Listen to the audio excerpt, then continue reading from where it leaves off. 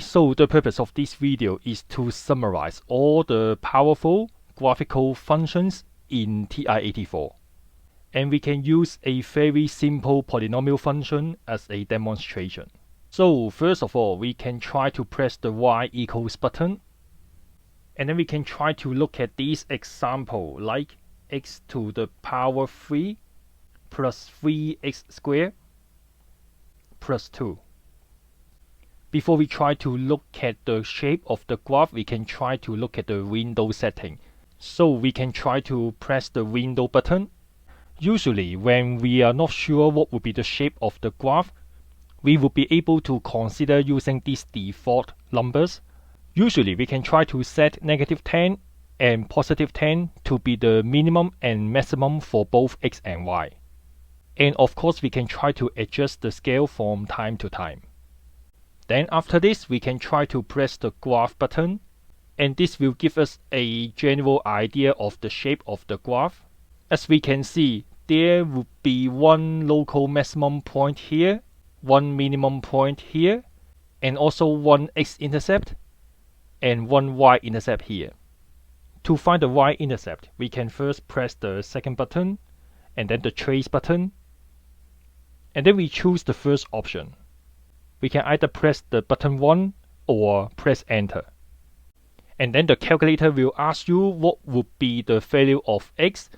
In that case, we are going to input x equals to 0 and then press enter, and we can see that from the result y is equal to 2, which means this would be the corresponding y-intercept.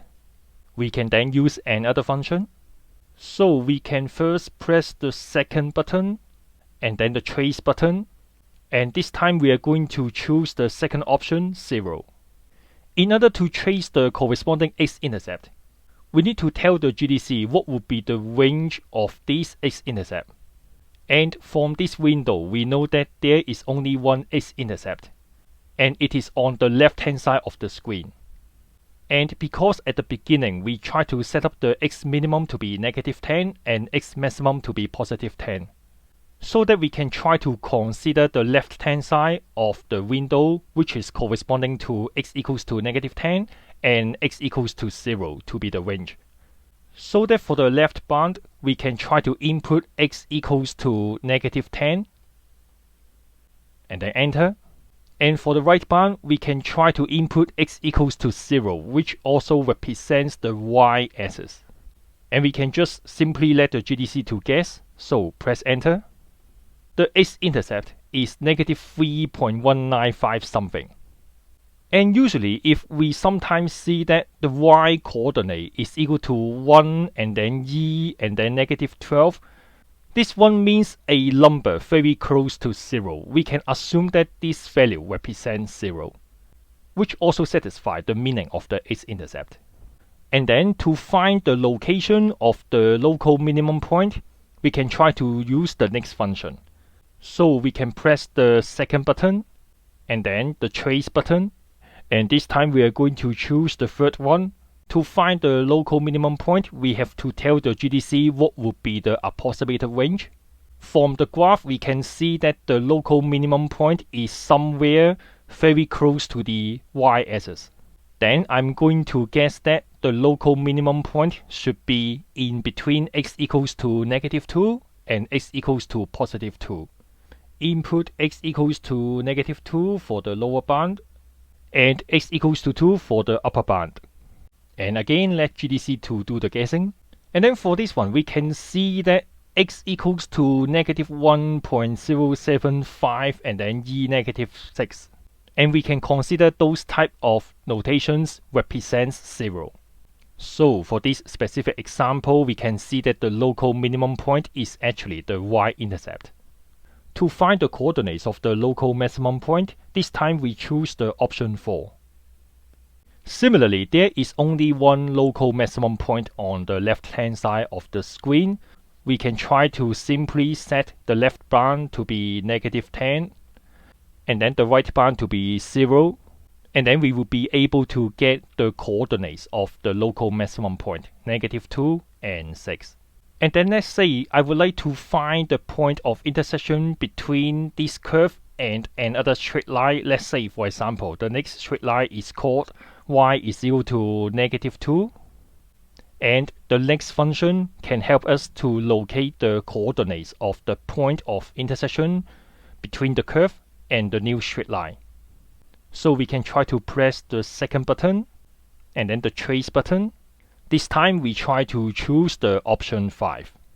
And for this function called intersect, in order to define the range, we can only use the left arrow and the right arrow to adjust the location of the black movable dot.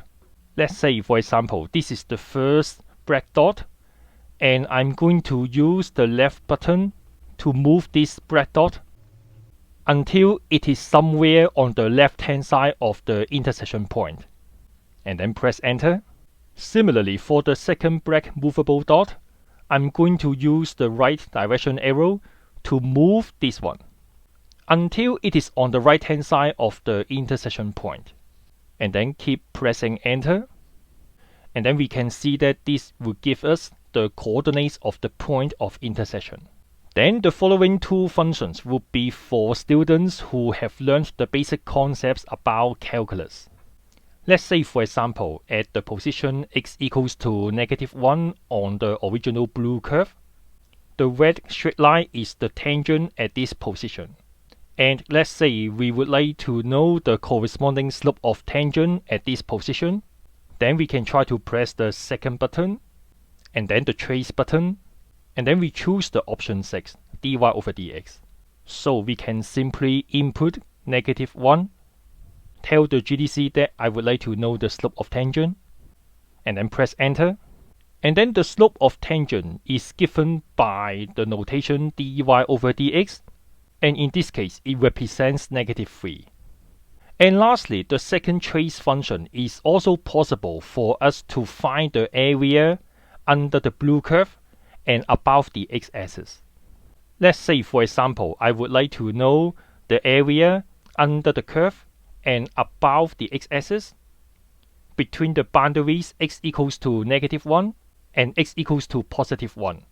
Then we can try to press the second button and then the trace button. This time we choose the option 7, the definite integration. We can then tell the GDC what would be the lower limit, -1, and what would be the upper limit, +1.